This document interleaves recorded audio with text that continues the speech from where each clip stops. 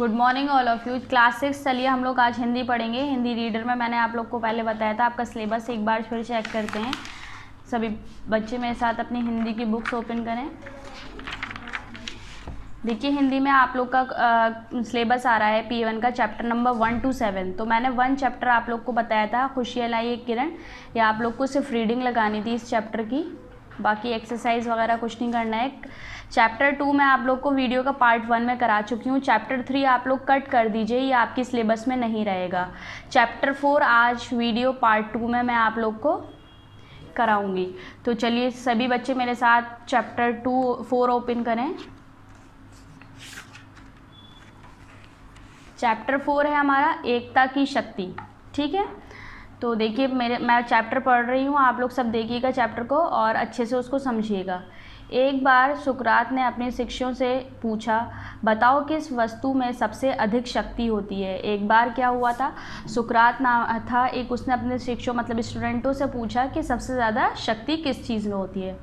तो एक शिष्य ने उत्तर दिया सबसे अधिक शक्ति धन में होती है। एक बच्चा बोला सबसे ज़्यादा शक्ति किस में होती है, धन में होती है। दूसरा शिष्य ने कहा धन में नहीं, सबसे अधिक शक्ति पद में होती है। दूसरा क्या बोलता है, धन में नहीं होती, पद में होती है। तीसरा शिष्य बोला पद में भी नहीं और सबसे अधिक राजा या बादशाह में होती है। वो तीसरा क्या बोलता है, पद में नहीं होती, सबसे अधिक शक्ति राजा या बादशाह में होती है। तो आगे देखिए, अपने शिष्यों के उत्तर सुनकर सुकरात विचारों में डूब गया। मतलब वो अपने शिष्यों के उत्तर सुनकर क्या हुआ, विचारों में डूब गया, सोच में डूब गया।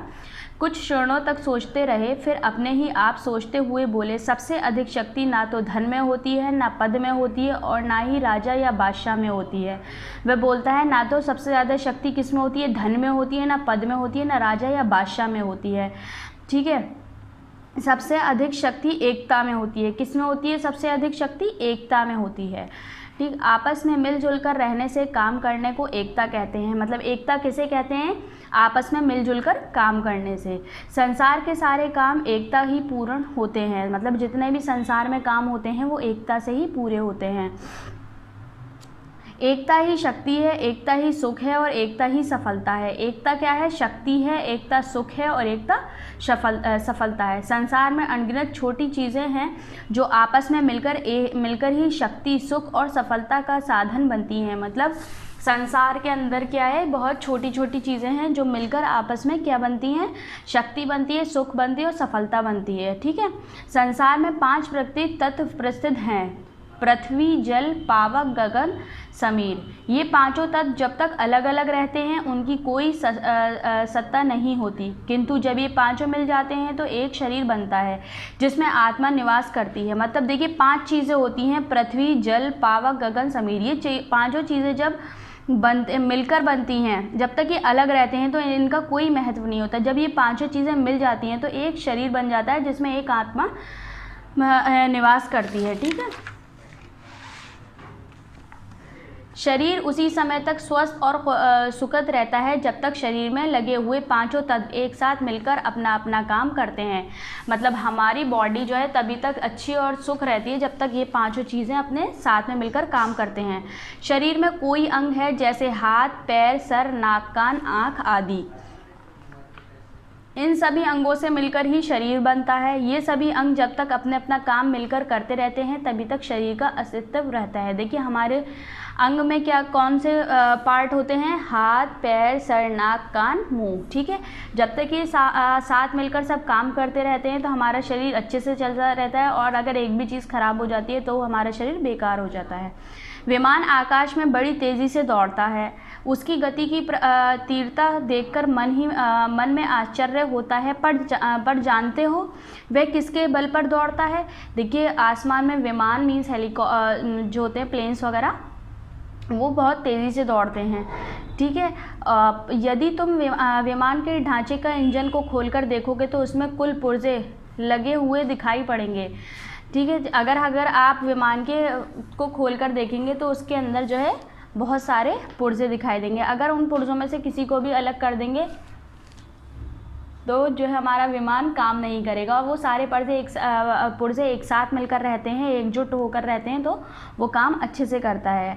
तो देख लेते हैं। पर जानते हो कि किसका बल पर दौड़ता है? यदि तुम विमान के ढांचे और इंजन को खोलकर देखोगे तो उसमें अनेक कल पुर्जे लगे हुए दिखाई पड़ेंगे। जब तक वह कुल पुर्जे एकजुट होकर काम करते हैं तभी तक विमान दौड़ता है। देखिए, मैंने अभी आप लोग को बताया कि जब तक सारे पुर्जे एकजुट होकर काम करते हैं तभी तक विमान दौड़ता है।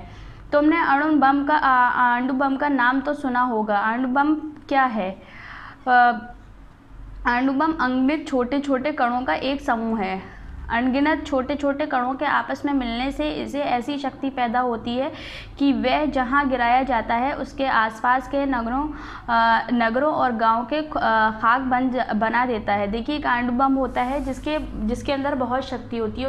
उनके अंदर जो छोटे छोटे केमिकल्स होते हैं, अगर वो मिलता है तभी एक वो बम बनता है। और वो जब बम अगर कहीं भी गिराया जाता है वहाँ के नगर और गाँव सारे खाक हो जाते हैं, मतलब ख़त्म हो जाते हैं। जिस प्रकार अनगिनत छोटे छोटे कणों के आपस में मिलने से महाशक्तिशाली अणु बम बनता है, उसी प्रकार घर, समाज और देश के सभी मनुष्य के आपस में मिलने से घर, समाज और देश बलवान बनता है। देखिए, जैसे ये मैंने अभी आप लोग को ऊपर बताया कि विमान के पुर्जों का एक साथ बनने से वो दौड़ता है, या अणु बम के एक साथ मिलकर बनने से बनता है। ऐसे ही हमारा घर, समाज और देश एक साथ मिलकर रहने से, एक साथ मिलकर काम करने से ही बलवान बनता है। अंत हम सबको अपने घर, अपने समाज और अपने देश की एकता की लड़ाई को मजबूत बनाना चाहिए।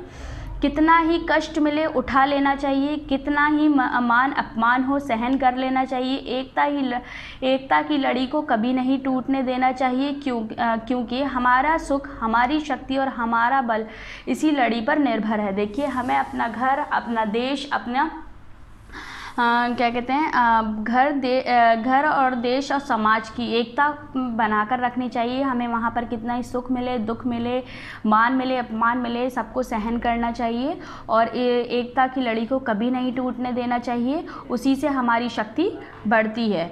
वह भाई अपना भाई नहीं, वह पुत्र अपना पुत्र नहीं, वह पिता अपना पिता नहीं, जो अपने घर, अपने समाज, अपने देश को कमज़ोर बनाता है। देखिए, वो भाई अपना भाई नहीं होता, वो पुत्र अपना पुत्र नहीं होता, वो पिता अपना पिता नहीं होता, वो घर, अपना समाज और अपना देश को कमज़ोर बनाता है। कौन?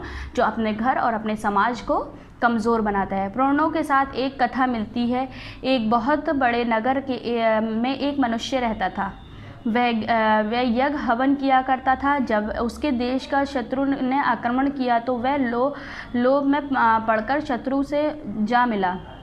जब मरा तो उसे नरक प्राप्त हुई। उसे धर्मराज ने प्रश्न किया, मैंने तो यज्ञ हवन किए थे पर मुझे घोर नरक क्यों मिला? देखिए, एक आदमी था, वो बहुत ज़्यादा क्या करता था, पूजा पाठ करता था, लेकिन जब वो मरा तो उसको जो है नरक मिला। और उसने क्या किया, धर्मराज से प्रश्न किया कि मैं तो इतनी पूजा पाठ करता था लेकिन मुझे क्यों नरक मिला?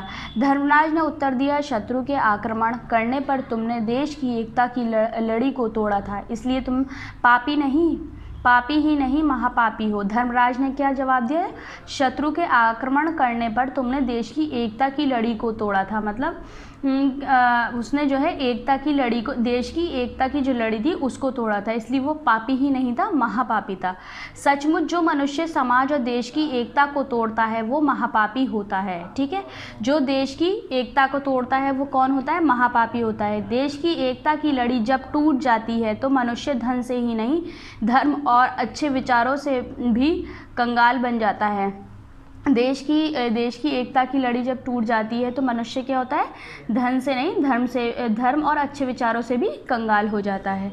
एक बार अगस्त्य शास्त्री के किसी राज्य शिष्य ने उनके पास जाकर कहा, श्रीश्वर, मेरा एक शत्रु मुझे पीड़ित कर रहा है, मुझे किसी के ऐसे शास्त्र निर्माण की विधि बताओ जिसमें मैं उसका संहार कर सकूं। शिष्य विचारों में डूब गए। वे कुछ क्षणों तक सोचते रहे, फिर उन्होंने सोचते सोचते कहा, राजन, यदि शत्रु पर विजय प्राप्त करना चाहते हो तो एकता रूपी शास्त्र बनो। स्वामी समर्थन ने ये ही बात भारत की जनता से कही है। भारतवासियों, उठो, एकता के स्रोत में बंध जाओ। एकता ही तुम्हें गुलामी और बंधनों से छुड़ा सकती है। ठीक है, यही बात किसने कही है कि एकता में बंध जाओ, एक साथ रहो, एक साथ काम करो। ठीक है, स्वामी रामतीर्थ ने भी कही है। और विवेकानंद ने क्या कहा है? देखिए, ने दोनों हाथों को उठाकर घोषणा की है, भारत की सीमा में रहने वाले मनुष्य, अपनों को भारतीय छोड़कर कुछ मत कहो। तुम्हारे रोगों की यही महोषधि है। ठीक है, उन्होंने भी यही कहा है कि आपने भारत के साथ एकता कर रहो, उनको कुछ मत कहो। महात्मा गांधी जब तक धरती पर रहे एकता पर ही बल देते थे। उन्होंने हिंदू, मुसलमान, ईसाइयों और सिखों को बार बार कहा, आपस में वैर विरोध को छोड़ दो, एकता की माला को मजबूत बनाओ, इससे तुम्हें तो सुख मिलेगा ही, सारे समाज और देश को भी सुख मिलेगा। उन्होंने सबसे ही ये कहा कि जो तुम्हारे अंदर ये वो है, बैर है, उसको छोड़ दो, एकता एक साथ रहो, तभी तुम लोग को सुख मिल पाएगा। सचमुच एकता कुटुंब, समाज और देश की सुखों की माँ है। कौन है समाज? सचमुच एक कुटुंब और समाज और देश की सुखों की माँ है। अतः प्रत्येक मनुष्य का यही कर्तव्य है कि वह अपने व्यक्तिगत स्वार्थों को छोड़कर कुटुंब, समाज और देश की एकता को बनाए रखने। एक बार अपने माता पिता और अपने भाई बंधुओं को रुष्ट होकर एक वयोवृद्ध महात्मा बुद्ध के पास गया। उसने उन्हें अपनी कहानी सुनाकर कहा, भगवान मुझे कोई ऐसा व्यक्ति बताइए जिसे मुझसे शांति प्राप्त हो। भगवान बुद्ध ने उत्तर दिया, यदि तुम शांति प्राप्त करना चाहते हो तो अपने घर लौट जाओ, पहले सबके साथ मिलकर आत्म विकास करो, फिर मेरे पास आओ। देखिए एक बार क्या हुआ, एक बार एक लड़का अपने माता पिता को छोड़कर गया, तो उसने पूछा मुझे कोई ऐसा बताइए जिससे मुझे शांति प्राप्त हो। तो भगवान बुद्ध ने उसे क्या उत्तर दिया कि यदि तुम शांति प्राप्त करना चाहते हो तो तुम अपने घर लौट जाओ, पहले सबके साथ मिलकर आत्म विकास करो, फिर मेरे पास आओ। जानते हो भगवान बुद्ध के कथन का क्या अर्थ था? उनका कथन का अर्थ था, एकता की लड़ी को मजबूत बनाओ, इससे मजबूत बनाने से ही व्यक्ति, समाज और देश का सच्चा विकास होता है। उनका क्या अर्थ था? उनका अर्थ था कि एकता की लड़ी को मजबूत बनाओ, इसे मजबूत बनाने से ही व्यक्ति, समाज और देश का सच्चा विकास होता है। ठीक है, अब देखिए यह आप लोग की वर्ड मीनिंग्स हैं, या आपको बुक में ही लर्न करने हैं। यह आप लोग का टिक द करेक्ट आंसर है। सही विकल्प पर सही का निशान लगाएं। सबसे अधिक शक्ति होती है, किसकी होती है? एकता की। सोने में या संपत्ति में? एकता की। महापापी होता है, कौन होता है महापापी? समाज को तोड़ने वाला, समाज और देश की एकता को तोड़ने वाला, या देश को तोड़ने वाला? समाज और देश की एकता को तोड़ने वाला। महात्मा गांधी ने ऐसी माला को मजबूत बनाने के लिए कहा, कैसी? एकता की, फूलों की या विचारों की? एकता की। एकता की लड़ी को कैसे बनाओ? मजबूत, कमजोर, कठोर? मजबूत बनाओ। ठीक है, अब आ जाइए आप लोग फिलिंग द ब्लैंक्स पे। रिक्त स्थानों की पूर्ति कीजिए। सबसे अधिक शक्ति एकता में होती है, यहाँ क्या आएगा? एकता। संसार में 5 प्रकृति तत्व प्रसिद्ध हैं, पांचों तत्व मिलकर एक शरीर बनता है। अणु बम छोटे छोटे कणों में एक समूह है। ठीक है, अब ये लास्ट के 2 हैं आप लोग की, लास्ट के 2 आप लोग को सबको दोनों में होमवर्क करना है। क्लास 6 में आया, खुद सॉल्व करना सीखिए आप लोग। 2 होमवर्क में करने हैं, या आप लोग को क्वेश्चन 3 भी होमवर्क में करना है। ठीक, अगर नहीं आएगा तो फिर आप लोग मुझसे पूछिएगा, मैं आप लोग को बता दूंगी। देखिए अब आ जाते हैं क्वेश्चन आंसर्स पे। क्वेश्चन आंसर्स मैं आप लोग को बुक में ही मार्क कराऊंगी, कॉपी में आप लोग को खुद लिखना है। आप लोग को पता है कि कैसे लिखना है, पहले मैं आप लोग को बता देती हूँ। देखिए, निम्नलिखित प्रश्नों के उत्तर दीजिए। सुकरात ने अपने शिष्यों से क्या प्रश्न किया और उन्होंने उसके क्या क्या उत्तर दिए? तो आप लोग को ये आंसर मिलेगा पेज नंबर 21 पर। यहाँ डाल देती हूँ मैं पेज 21। ठीक है, सभी डाल लीजिए, याद रहेगा आप लोग को। अब 21 पेज ओपन करा, यहाँ ऊपर फर्स्ट लाइन में लिखा हुआ है आपका सुकरात। अब मैं अंडरलाइन करती चलती हूँ, कहाँ से लिखना है आपको? सुकरात ने अपने शिष्यों से पूछा, बताओ किस वस्तु में सबसे अधिक शक्ति होती है? तो उसके आगे फिर ये नेक्स्ट लाइन देखिए, एक शिष्य ने उत्तर दिया, सबसे अधिक शक्ति धन में होती है। दूसरे शिष्य ने कहा, धन में नहीं, सबसे अधिक शक्ति पद में होती है। तीसरे शिष्य बोला, पद में भी नहीं, सबसे अधिक शक्ति राजा या बादशाह में होती है। यहाँ तक आप लोग को लिखना है आंसर 1। ठीक है, कहाँ से स्टार्ट करना है? ये ऊपर से फर्स्ट लाइन से स्टार्ट करना है। यह आप लोग का हो गया आंसर 1। अब देखते हैं क्वेश्चन 2। क्वेश्चन 2 है आपका, लेखक ने सबसे अधिक शक्ति एकता में बताई है क्यों। ठीक है, तो इसके लिए आप लोग जो है क्वेश्चन पेज नंबर फिर दोबारा से आप लोग क्या खोलेंगे, 21 ही खोलेंगे।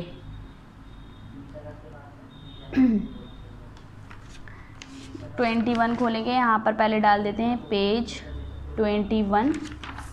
अब ये लिखा हुआ है आपका, देखिए ये जहाँ आंसर 1 ख़त्म हुआ है आपका, उसके नीचे नेक्स्ट लाइन दी है, उसके नीचे वाली लाइन देखिए आपको लिखा हुआ है, ये लास्ट में दिखाया होगा, सबसे अधिक शक्ति एकता में होती है। उसके आगे क्या लिखना है, क्योंकि।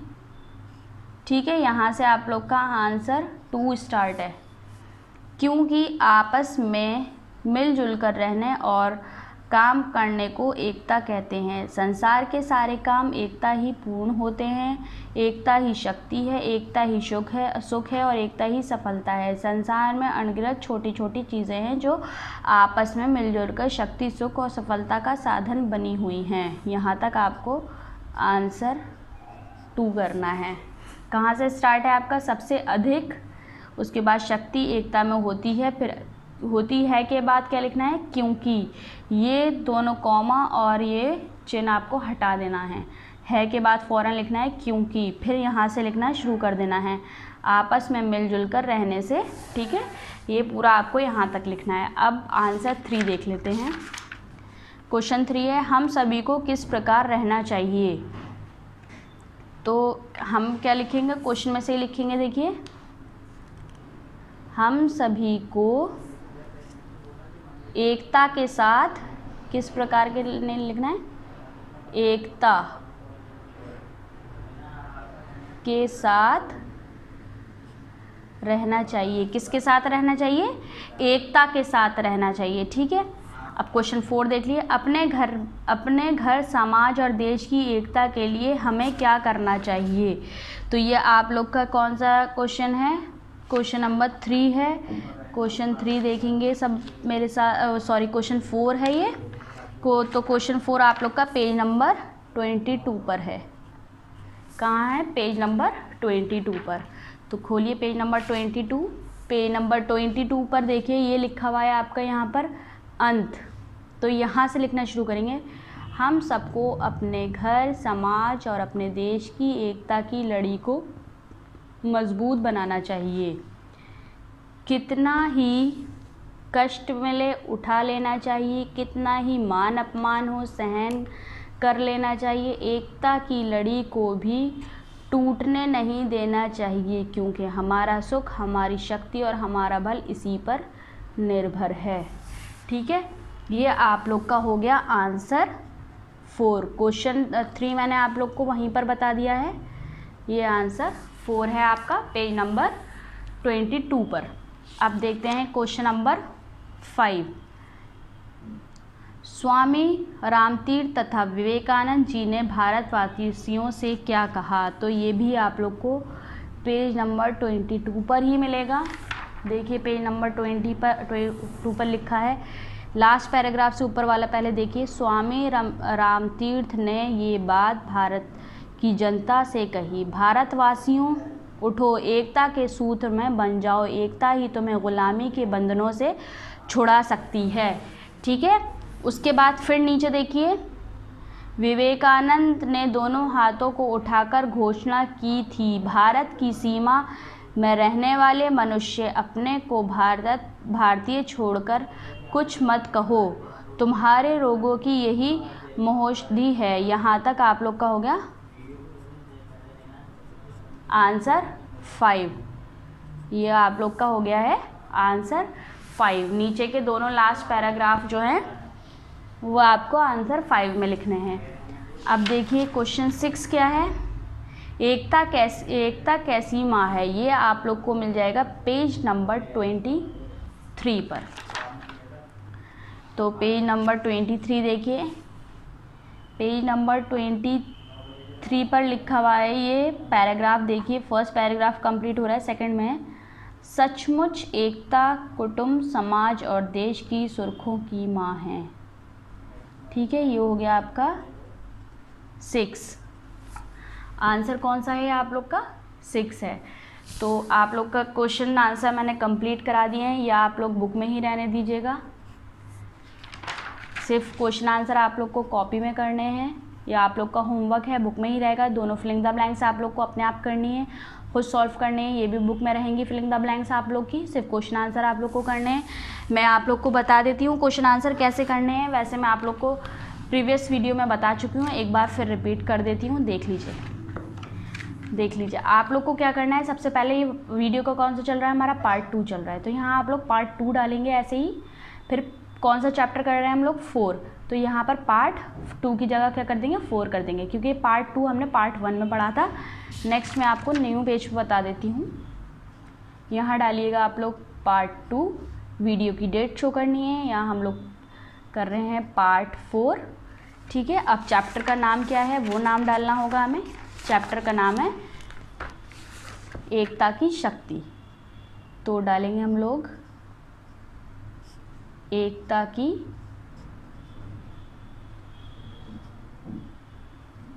शक्ति। ये आप लोग को ऐसे डालना है। अब यहाँ पर 1 डाल के आप लोग क्या करेंगे, ये ब्लू लाइन की हेडिंग आप लोग की क्वेश्चन आंसर्स की दी हुई है। निम्नलिखित प्रश्नों के उत्तर दीजिए। यहाँ पर आप लोग को 5 डालना होगा, क्योंकि क्वेश्चन नंबर 5 पर है आप लोग के। तो यहाँ 5 डालिए और लिखना शुरू कर दीजिए। क्या डालेंगे हेडिंग? निम्नलिखित प्रश्नों, बुक में से हेडिंग डाल लीजिए, के उत्तर दीजिए। या आप लोगों ने हेडिंग डाल ली। अब क्वेश्चन 1 लिखेंगे यहाँ पर का डाल के, और क्वेश्चन आंसर अपना लिखना आप लोग शुरू कर दीजिएगा। या आप लोग को ऐसे पार्ट 2, चैप्टर का नंबर, चैप्टर नेम ज़रूर डालना है। ठीक है, क्वेश्चन आंसर मैंने आप लोग को बता दिए हैं, एक्सरसाइज सब करा दी है। ये सभी बच्चों का वर्क कंप्लीट हो जाना चाहिए। नेक्स्ट वीडियो में नेक्स्ट चैप्टर पढ़ेंगे। जब तक आप लोग अपनी इस चैप्टर तक वर्क सभी बच्चे अपनी अपनी कॉपीज़ में कंप्लीट करके रखें। Okay, thank you.